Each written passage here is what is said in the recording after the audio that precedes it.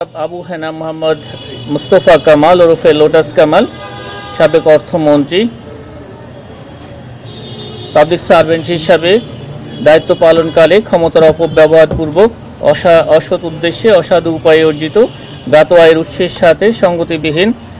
27,52,00,000 টাকার বেশি মূল্যের সম্পদের মালিকানা অর্জন এবং তার নিজ ব্যবসায়িক 32টি অ্যাকাউন্টের মাধ্যমে 446 কোটি টাকারও বেশি সন্দেহজনক লেনদেন করায়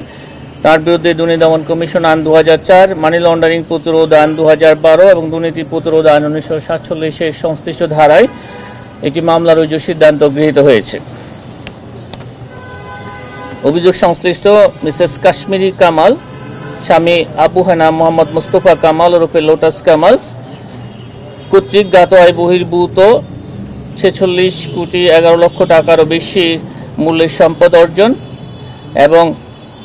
তার নামে ব্যবসায়িক প্রতিষ্ঠান খুলে উক্ত প্রতিষ্ঠান এবং নিজ নামে 20টি অ্যাকাউন্টের মাধ্যমে 26,64,00,000 টাকারও বেশি সন্দেহজনক লেনদেন করার অপরাধে তিনি ও তার স্বামী জনাব আবু হেনা মুস্তফা কামাল এবং মিসেস কাশ্মীরি কামালের বিরুদ্ধে দুর্নীতি দমন কমিশন আইন 2004 এবং দুর্নীতি প্রতিরোধ আইন 1947, মানি লন্ডারিং প্রতিরোধ আইন 2012 এবং দণ্ডবিধির সংশ্লিষ্ট ধারায় আরও একটি মামলা রুজুর সিদ্ধান্ত গৃহীত হয়েছে। জনাব কাশফি কামাল, পিতা আবু হেনা মোহাম্মদ মুস্তফা কামাল ওরফে লোটাস কামাল কর্তৃক 31,78,00,000 টাকারও বেশি মূল্যে জ্ঞাত আয় বহির্ভূত সম্পদ অর্জন এবং তিনি নিজ এবং ব্যবসায়িক 38টি অ্যাকাউন্টের মাধ্যমে 177,48,00,000 টাকারও বেশি সন্দেহজনক লেনদেন করেছেন মর্মে অনুসন্ধানকালে প্রমাণিত হয়েছে। উক্ত টাকা তার পিতা জনাব আহমদ মুস্তফা কামাল ওরফে লোটাস কামাল সংসদ সদস্য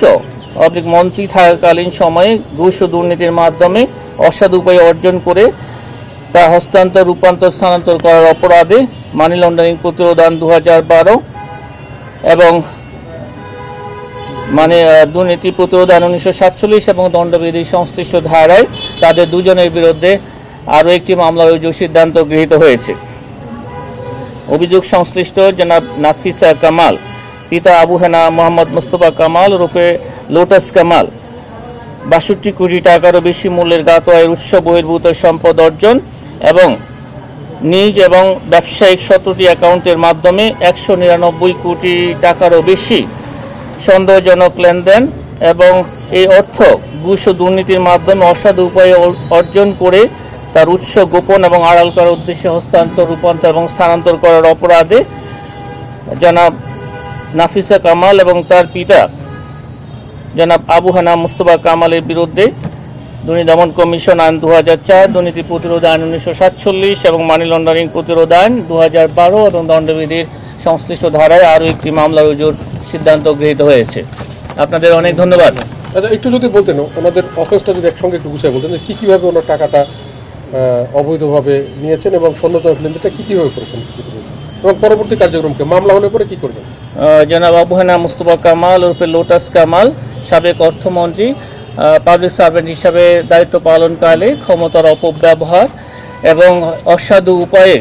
জ্ঞাত আয় বহির্ভূত সম্পদ নিজে এবং তার পরিবারের সদস্যবৃন্দ এই